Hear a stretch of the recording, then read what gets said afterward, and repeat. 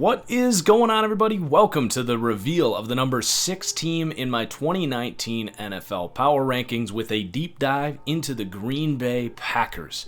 And you can't really enter the comments of the last 6 or 7 deep dives without people accusing me of being too high on this Packers team. Hell, there were people calling for this team in the 20s. But look, how many times do I have to say in these deep dives that when projecting future performance, you simply cannot copy and paste last year's standings like ESPN and NFL Network do and apply it to a new league framework? Last season for Green Bay was the definition of a train wreck worst case scenario season. Their quarterback broke his leg and tore his MCL in the first 20 minutes of the season.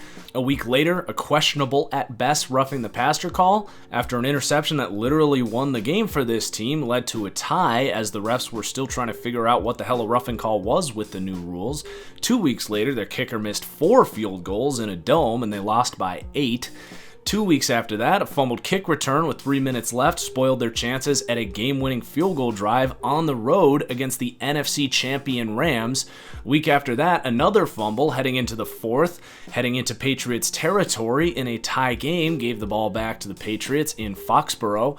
And it wasn't long after that they fired their coach, traded away Clinton Dix, and began looking forward to 2019. Hell, Aaron Rodgers, Devontae Adams, David Bakhtiari, Kenny Clark, Mike Daniels, and Jair Alexander didn't even play in Week 17, as they literally just said, F it, let's get a better pick. So you can say I'm making excuses for this team, and maybe I am, but the fact is, it doesn't take a whole lot to go differently for this team to be a 6-2 or 5-3 team coming off potential road wins against the NFC and AFC champions, getting their quarterback healthier each week. Now, keep in mind, that's just the case to be made for why this team was actually better than the record indicated last year. And then you throw in one piece of bad writing in a literal slander attack by Bleacher Report, an article that, by the way, only cited sources from players that hadn't been in the locker room since 2012, and dismissing the Packers as a laughingstock quickly became the cool thing to do. So even if you don't want to acknowledge that maybe this team whose quarterback was playing on the same injury that kept J.J. Watt out for a season actually wasn't quite as bad as people seem to think, and that's fine. I'm not saying this team was a Super Bowl caliber team last year, but the thing many people don't realize is that Green Bay process-wise was actually preparing to load up for a 2019 run anyway, not 2018. They had saved cap space with a new general manager following the Aaron Rodgers extension. They traded down in the first round of 2018 to acquire a future first-round pick. They dumped Clinton Dix mid-season, knowing that they would not be extending him. So in return to all those moves, they followed through with the plan, made 3 big-time signings on defense, and added 2 players in the first round on defense that I happen to be particularly high on. That's adding a total of 5 legitimate players on defense, on top of a roster that does have some real talent not named Aaron Rodgers, that many who would call for this team in the 20s of the power rankings seem to be a little unaware of, who we will discuss in this video. So if you're so eager to dismiss Aaron Rodgers' entire body of work, say he's washed up after one poor season in which he played hurt, and buy into the narrative that he is uncoachable and act like Matt LaFleur just because he's young is some actual downgrade to Mike McCarthy, who hadn't added a play to the playbook since 2010, then more power to you. And this will be a prove-it year for Aaron Rodgers, but you gotta think he's earned some benefit of the doubt, right? There's one defined fact that many people seem to be ignoring amidst all of this Green Bay hate this offseason. When Aaron Rodgers is healthy, the Packers make the playoffs. Period. So if you enjoyed the video, if you learned something, if I maybe change your opinion on this Packers team, please do hit that like button. It's the easiest way to support the channel and share the video. Make sure you also subscribe, turn on notifications so you don't miss any more of these top 5 reveals. Also, if you want to support the channel, use promo code FranchiseGuy on SeatGeek. You'll get the best prices there anyway, so if you're shopping for tickets, you can support the channel and save $20 on your first purchase. If you're new to the series, what we do is we go through the roster. We rank each position, how they stack up against the rest of the league. While we do that, you will be looking at my own custom Madden roster. So while it is a video game, they are my own ratings, and it's a nice little graphic to show how I perceive each player. After that, we're going to go through the schedule. We'll talk about this team's Vegas over-under and my win total expectations for this team, along with playoff odds, division odds, Super Bowl odds, all of that good stuff. So make sure you stick around to the end of the video so you don't miss any of that. So let's get into the roster here. Like we said, this roster, while they do have some holes, I'll give you guys that, there's a lot of players on this roster that I really think are being dismissed here. This is not the same Packers team that maybe 2 or 3 years ago you looked at and said, wow, it really is just Aaron Rodgers. They have really top-end talent at a lot of important positions on this team, and it's not just Aaron Rodgers why I'm high on this team. So let's get into it and talk about who those players and position groups might be here, but we will start with Aaron Rodgers, who I do still rank as the best quarterback in the NFL. And there are legitimate criticisms of his game from last year. For one, he was way too hesitant with the football, and that, I think, is a very legitimate concern about Aaron Rodgers. But we have years and years of tape of this not being too big of an issue for Aaron Rodgers. It's always been a thing for him, is that he holds the ball a little too long, he looks for big plays, but it's part of what's made him great at the same time. Now, it went a little over the top last year, so he does need to improve upon that, but we have real footage of him, overcoming that as a problem. And you look at last season, there's plenty of things to point to for why that was such a big issue. For one, he was injured. His ability to get outside the pocket and extend plays did kind of limit his game and what he could do a little bit. But beyond that, this team lost Ronald Allison and Randall Cobb for the majority of last season. Those guys really just weren't on the field very much, so they had to really heavily rely on guys like Equanimeous St. Brown, Marquez Valdez-Scantling, Jamon Moore, wide receivers that were not just rookies, but guys that are freak athletes that fell in the draft because they were considered very raw. And the Mike McCarthy offense, not even trying to shred Mike McCarthy's play calling, it was predicated for years and years and years on timing offense down the field. This was not the Rams offense that sets up play action and schemes athletes open downfield on deep crossing routes and buying time for the quarterback. This was not the Chiefs offense that finds creative ways to get their playmakers the football. This is an offense that was very much predicated on timing routes, running a lot of the same concepts, and just having that, unguardable chemistry that worked so well with Jordy Nelson and Aaron Rodgers, and what we've seen from Davante Adams in this team. So, that's a legitimate thing last year, and it's going to be a new offense this year. It's not going to rely as much on those, and it could actually help out these young wide receivers and let them utilize their athleticism a little more. So yeah, he does need to get better in terms of his anticipation and get rid of the ball a little quicker and trust the scheme a little more. That's a legitimate concern of Aaron Rodgers. And then there's people that say he's not accurate with the football anymore. To me, that's just ridiculous. That's just being dismissive of years and years of him being the most accurate quarterback in the NFL. He was playing on the same injury that kept J.J. Watt out for the season. You watch his tape last year versus Aaron Rodgers when healthy, he was not using that back foot at all, and it impacted his accuracy. But it got better and better each week. You watch his Jets game last year, he still had the physical mobility and the arm talent. I'm not going to say that he has lost his arm talent or can't move anymore. It might not be quite as spry as he used to be, but it's certainly still a strength of Aaron Rodgers' game. And the other thing is, yes, he does have to stay healthy. But right now, he is healthy and got healthier and healthier as the season went on.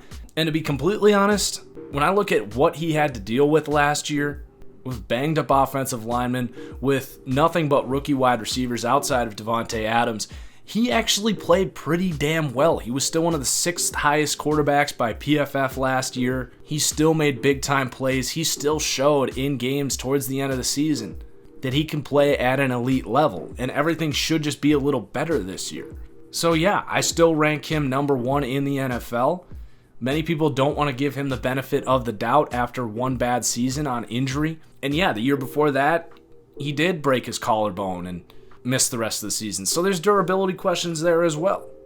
But I also think people are being very dismissive of what Aaron Rodgers is when he's healthy. Like we said, when Aaron Rodgers plays every game of the season healthy, the Packers make the playoffs. It's that simple. They've got Deshaun Kaiser behind him. Rodgers has got to stay healthy. Let's just put it that way. So yes, I rank the Packers first at quarterback, but that shouldn't be the only reason I have to use to justify why this is a top 10 team. Obviously, it helps out a lot to have Aaron Rodgers as your quarterback, but there's a lot of talent on this roster that I think is being very much dismissed here. So let's go through the rest of this roster. So at running back, Aaron Jones to me is one of the more intriguing up-and-coming running backs in the NFL. He actually led the NFL in yards per carry last year. That is what it is. I don't put a ton of weight in that. But he is insanely explosive. He showed flashes of like a young Jamal Charles, to be honest, last season. Now, for some reason, Mike McCarthy decided that he was not going to get the majority of the workload and really did not get a chance to break out because of that. And some of that might be durability. Aaron Jones does have durability questions. But if he stays healthy, I think that Green Bay has a playmaker at running back that they frankly have never had under Aaron Rodgers. Jones is a legitimate big play threat as a running back. He can catch the ball out of the backfield as well and can, pick up some tough yards. So they really have a certain upside at running back that they haven't had in years past. You do have Jamal Williams behind him. He's a very solid backup running back. I think he lacks the physical traits to be a true, star 3-down back, but he's a guy that you trust when he's on the field. He can catch the ball. He's a great pass blocker. He's going to carve out a role on this offense because he's just a very solid player, but no one you get too excited about. And they lack a lot of depth behind him. Troy Carson, they draft Dexter Williams in the 6th round. To me, a really good athlete, but has Christine Michael-esque qualities. Doesn't have a whole lot of vision or finesse to his game. So you have a certain upside here with the running back position with Aaron Jones. Honestly, I do expect that Jones might be banged up throughout the year, and I don't know if we're ever going to get that full breakout for Aaron Jones, but I also think there's going to be weeks where he looks like one of the better, 10 to 15 backs in the league when he is healthy, because he is an extremely talented running back. He's very similar, actually, to Dalvin Cook, an NFC North counterpart here. So let's move on and talk about the wide receivers. Now, this is my biggest concern for this team. You do have Davante Adams, who's a total stud, top 10 wide receiver in the NFL. I don't think there's a receiver in the NFL that has a better release than Davante Adams because he has the length and strength to use his arms, but most importantly, he has some of the quickest feet you'll ever see for a guy over 6 feet tall and over 210 pounds. So you can't press the guy because I think he's the best wide receiver at beating press in the entire NFL. But if you sag off of him, his timing on comebacks and out routes is pretty unguardable as well. So he's a very tough guard, and in pretty much every game, he's going to be able to get open. But if you are going against a really nice coverage unit that's able to double him and take him out of the game plan, who else is stepping up? They have Geronimo Allison still here.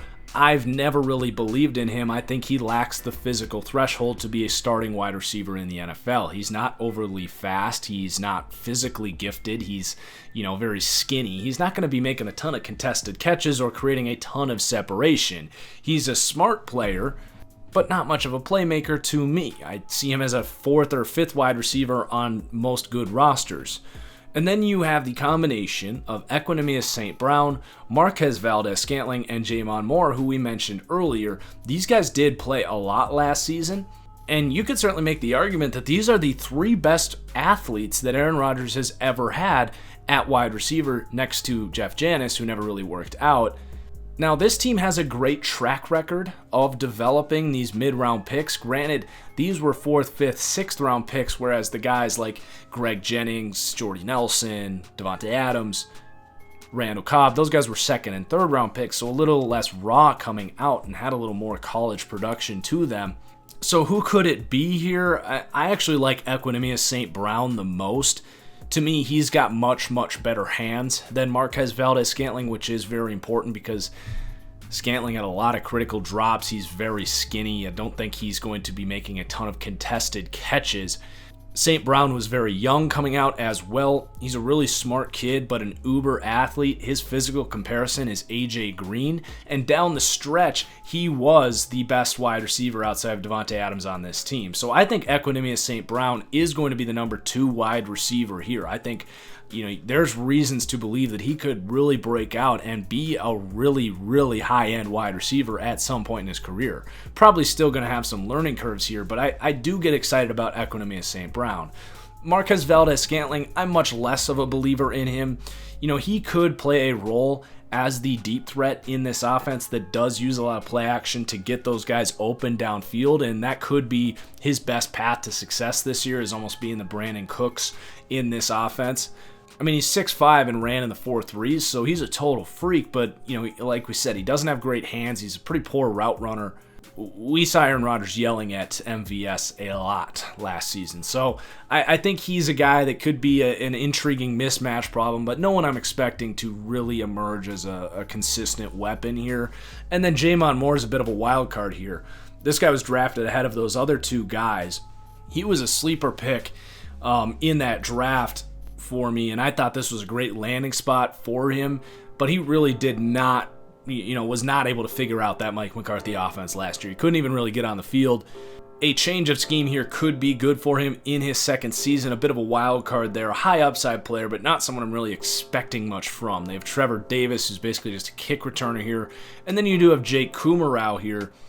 If St. Brown and MVS can't really figure things out schematically, Kumerow is the guy that could get on the field a little more because he's been in the league a little longer. He's a smart player.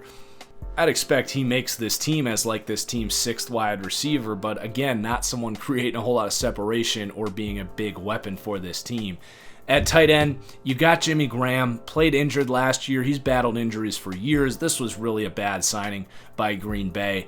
He doesn't create a lot of separation. You hoped he would be a good red zone threat, and his hands and physicality at the point of the catch were miserable last season. I actually think, given Jimmy Graham's inability to be a very good blocker, Jace Sternberger just might be the better tight end here, a third-round pick this season. I thought he was a really good tight end, and he's a guy that actually could emerge as this team's second best offensive weapon, because he is a really good athlete with size. So do keep an eye on Jace Sternberger. Not much of a blocker, might have a harder time getting on the field early in his career, but I did think they found a weapon there in the third round. They do still have Mercedes Lewis here. He's more of just a blocker at this point. And then Robert Tonyan's like a converted wide receiver that they're developing at tight end. So they got a ton of names here, but outside of Devontae Adams, it really is a ton of question marks. And if I'm lower on this offense at all, it's really just centers around this wide receiving core, because I obviously like Aaron Rodgers. I like Aaron Jones, and I really, really like this offensive line. A lot of the comments from the last few deep dives are that the Packers don't have a good offensive line, and to me that just tells me that a lot of people that are low on this Packers team are not very aware of this team. This is one of the best offensive lines in the NFL. You have the best pass protecting left tackle in the NFL in David Bakhtiari. You have Brian Bulaga, who yes does have some injury history, played 14 games last season and was a top 5 pass protecting right tackle last season. You have Corey Linsley, who's a top 5 to 10 center in the NFL, was one of the best pass blocking centers in the NFL last year. They had some question marks at guard. Lane Taylor took a little bit of a step back, but he is still a starting caliber player to be sure. But they signed Billy Turner to a pretty large contract, almost $30 million. To me, more of a versatile swingman and provides valuable depth to this offensive line, a guy that can play guard or tackle, considering Brian Bulaga's injury history and the question marks this team had heading into the draft. That was kind of a necessary signing to get a guy that can at least play at a starting caliber level, which this team did not have at right guard last year. That was the kind of perfect example of you're only as good as your weakest link, because this team had some of the worst right guard play in the NFL last year. But to me, Elgton Jenkins, a second-round pick here, is going to start at right guard. I had a first to a second-round grade on him. Really a great athlete, a solid center in college. No reason he can't step out and play guard as a rookie. Also keep an eye on Cole Madison. I had a third-round grade on him last year. He fell to the 5th and actually stepped away from the team last year for personal issues, but he is back in the building.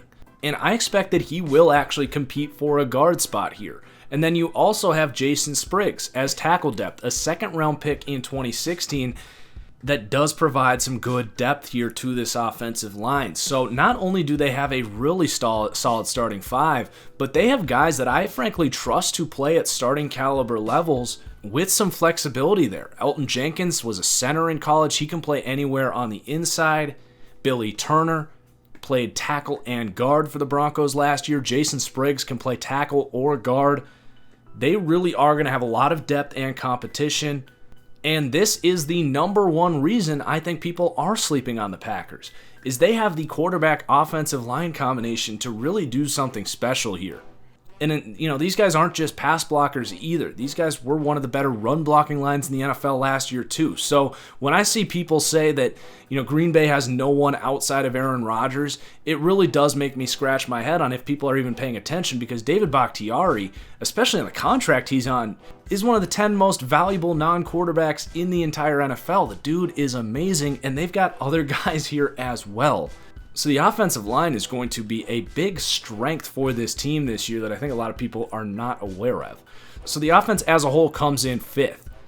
Yes, you have worries about the number 2 receiver on this team, but Rodgers has only proved throughout his entire career that he can take mid-round picks and turn them into borderline star wide receivers. You do still have Davante Adams, you have an elite offensive line, you have a very good young running back, and hopefully a scheme here that helps these guys actually get open. Now, you will notice that they do come in much lower for a coach and culture. So we are factoring in the rookie head coach here, a guy that did not have a ton of success in Tennessee last season, but you also have to keep in mind a few things. For one, if he would have just stayed in LA and not taken over play calling duties, he would have been the number 1 coaching candidate on the market. Now, he went to Tennessee with much worse quarterback play, dealt with injuries and less talent at wide receiver, and he did struggle at times. So he is going to have to prove that he can implement this play action heavy scheme, but I do think it is actually a scheme that plays very nicely with Aaron Rodgers' skill set and is going to let some of these receivers outside of Davante Adams lean a little more on their elite athleticism and less on timing and awareness, like Mike McCarthy's offense really focused on. And, you also have to acknowledge that Mike McCarthy was not a good coach. The NFL had a chance to hire him coming out of Green Bay, coming after all of the success he had here, but the NFL had no interest in a coach that really had not updated his approach or just playbook in general for years here. So while you do have questions here that we are factoring in, I actually do think it will be an upgrade here, just with a little bit of change here, and a guy that is actually going to think a little more modern here. So clearly the offense going to be a big reason why I'm comfortable ranking this team inside the top 10, but this defense is also, I think, being slept on. I rank them 23rd, and there are a ton of moving pieces on this defense. So let's get right into it here. So the defensive line is incredibly talented. Kenny Clark was one of the best interior defensive linemen in the entire NFL last year, really took strides as a pass rusher. He is so athletic. He's such a headache to deal with. He is a slight step down from like Chris Jones for the Chiefs, but pretty similar players with that elite explosiveness, size, and length. And then you put Mike Daniels next to him. He got injured and missed the last quarter of last season, and he's getting up there in age, but he is still at worst, stud interior defensive lineman. The combination of him as an undersized guy and Kenny Clark as just a massive freak really is pretty special. But they have a ton of depth on the interior here that helps out this run defense that I rank tied for 16th. Montravius Adams was a 3rd-round pick in 2017. He really took a step up last year. I expect him to be good. This team has really done a good job developing these interior defensive linemen. Dean Lowry can really play as well, a 4th-round pick in 2016. Even Tyler Lancaster came out of nowhere last year, an undrafted guy. Had one of the best run defense grades in the entire NFL for the last quarter of the season. You have Kingsley Keke, a developmental freak athlete. James Looney, a 7th-round pick last year. I think this might be the deepest interior defensive line in the entire NFL. And then you look at this pass rush, which was a major liability for this team last year, particularly on the edge. So they have Nick Perry and Clay Matthews out here. They're gone. You bring in 2 massive free agent signings, Preston Smith and Zadarius Smith. These guys can really play on the edge. Neither are true number 1s, but they're both very high-end number 2s, and most certainly a significant upgrade to what this team had last year. And then they spent their 1st-round pick on Rashawn Gary. And I had a film breakdown on Gary before the draft, before the Packers got him, on why he is one of the most slept-on defensive players in this class. So many people so eager to look at sack numbers. And really, anywhere you looked on Rashawn Gary, the narrative is, oh, he's a freak athlete that went to Michigan. How could he underachieve so much? It's a narrative that I really don't understand. In his sophomore season, he was top 10 in all of college football in pressures and had 7 sacks, which is not bad by any means. He was first team Big Ten. In his third season, got off to a good start. Teams were clearly paying much more attention to him, something I pointed out in my film breakdown video of him. He was getting doubled and even tripled almost every play. Add on the fact that he dealt with an injury, and yeah, his pressure numbers were down a little bit. But his tape was still pretty remarkable. His long arm technique paired with his explosiveness is just ridiculous. So the upside here with Rashawn Gary was just too much for this team to pass up in the 12th, with the 12th pick in the draft. He's very similar to like Jadeveon Clowney. And for all the people that think he is a 3-4 defensive end, you need to pay more attention. Rashawn Gary is an outside linebacker in this scheme. Sure, he might put his hand in the ground, play a little 3-tech and nickel packages. But make no mistake about it, Rashawn Gary is an edge rusher in this scheme, and they are going to find a way to get all of these guys on the field.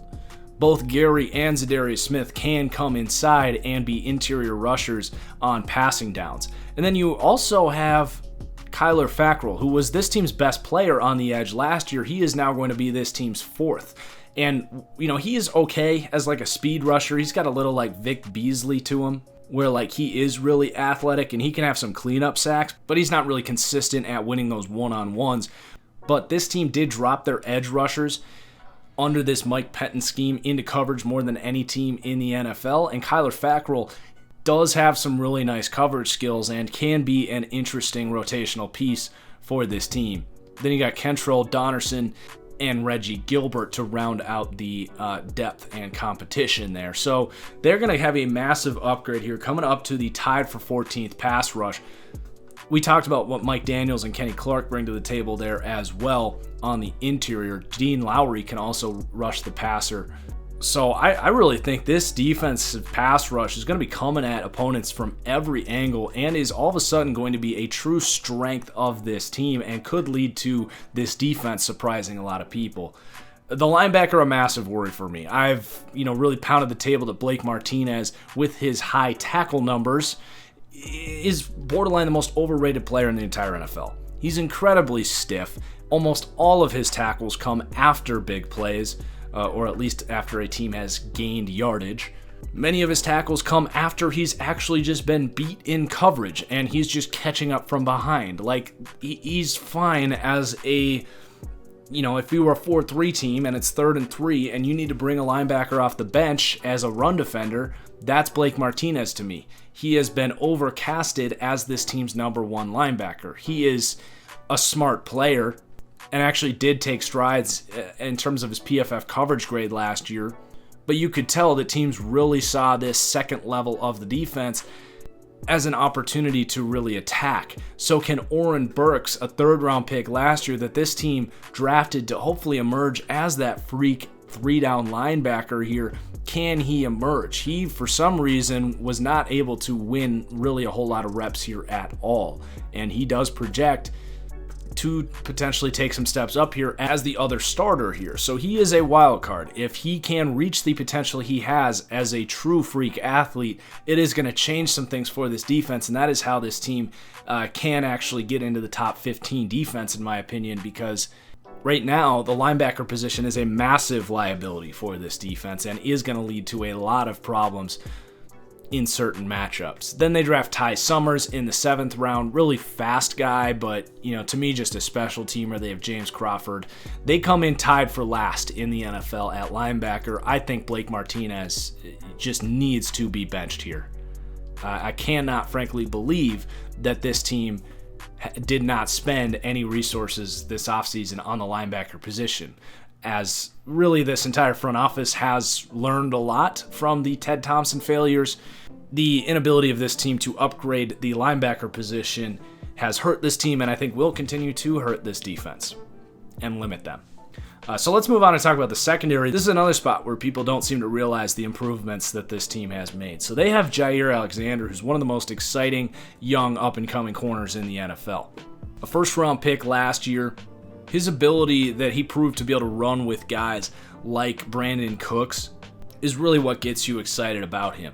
He's a hungry young player, still has a lot of learning curves, but he played better than you expect from a lot of first-round rookies. He wasn't quite on the level of like Marshawn Lattimore or Tre'Davious White in their rookie seasons, but I also don't think he was that far off. So if he can continue to develop and not take a step back, this secondary could all of a sudden be pretty damn good.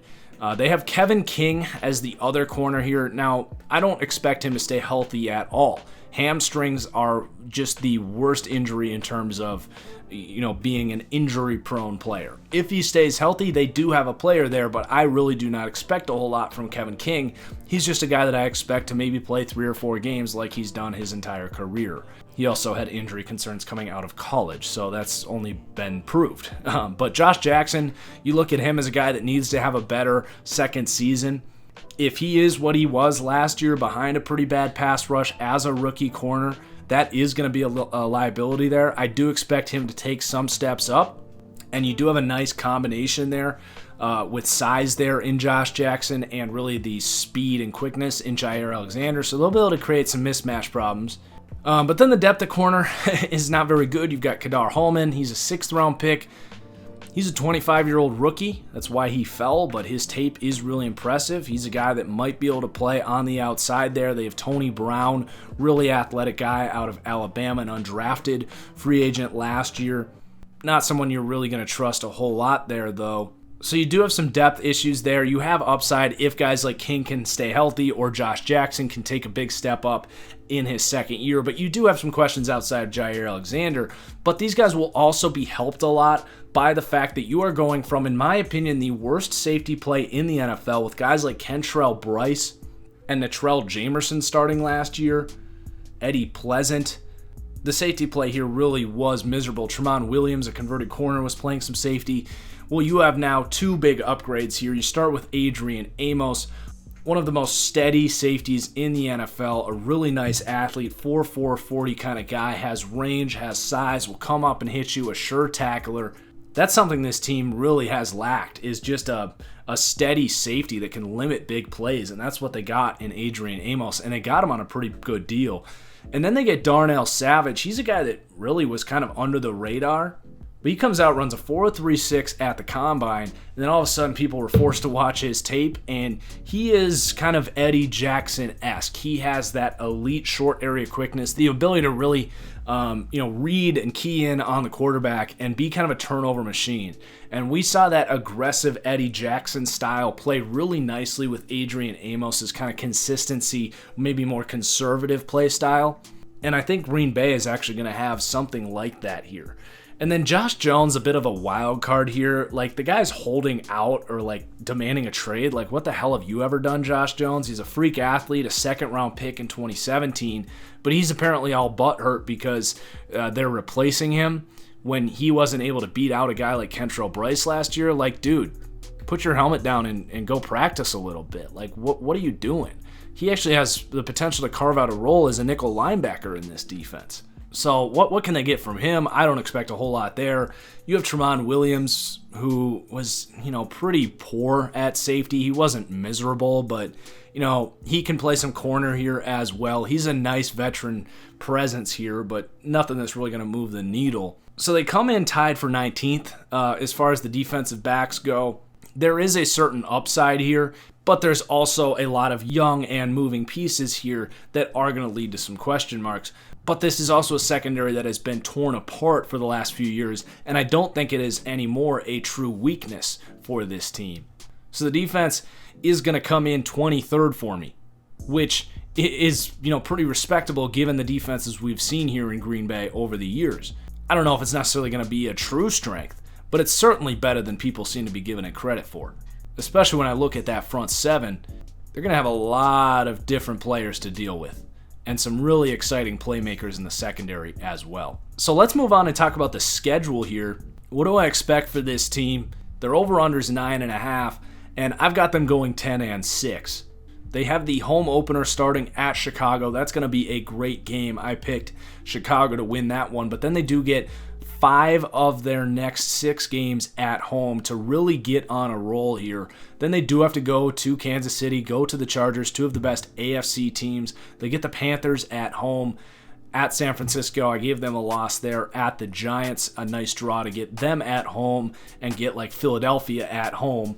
And then they also get Washington at home, Chicago at home, and at Detroit is the final win of the season to push them at 10-6. It's not the easiest schedule in the world, not quite as hard as like Seattle or the Rams to me, who are going to be obviously threats to their wild card odds if they can't win this division. But they are plus 190 to win this division. It's right behind the Bears, who are plus 170. I really think, as I've been saying, I'm going to stand by it. This division, to me, is pretty close to a three-sided die. You might give the Packers the benefit of the doubt for having the, pretty by far the best quarterback of those three teams, but the other teams probably get the nod in terms of their roster. So, if you want to bet on them at plus 190 to win the division, I guess I wouldn't stop you. Vegas has them minus 120. Yes, to make the playoffs, minus 110, no. So they think they're a little bit over 50% chance that they do make the playoffs. They're over under 9.5. It all seems about right there. 20-1 to win the Super Bowl. So Vegas has this team around 10th in their power rankings, so to speak. I do think that the reason this team does come above like Chicago or the Chargers or the Rams is I can actually picture this Packers team winning a Super Bowl, whereas the other teams with quarterbacks like Trubisky, Jared Goff, can't really see it. The Chargers without home field advantage can't really see it. The Seahawks without an offensive line can't really see it. The Packers here have all of the makings of a legitimate Super Bowl contender. And the upside for this team is simply higher than some of these other teams that many of you have been complaining about me ranking them higher. So that is me justifying this ranking of 6th here, even if the floor might be a little lower. I'll give you that. If Aaron Rodgers goes down, this team might be looking at drafting a quarterback next year in the top 5. So that is going to do it. This was obviously a controversial ranking. I'm really excited to hear what you guys think. Did I change your mind on this Packers team, or do you still think that this is a quote-unquote wild card team at best? Please do hit that like button. Cheers as always, and we will see you for the next one. Peace out.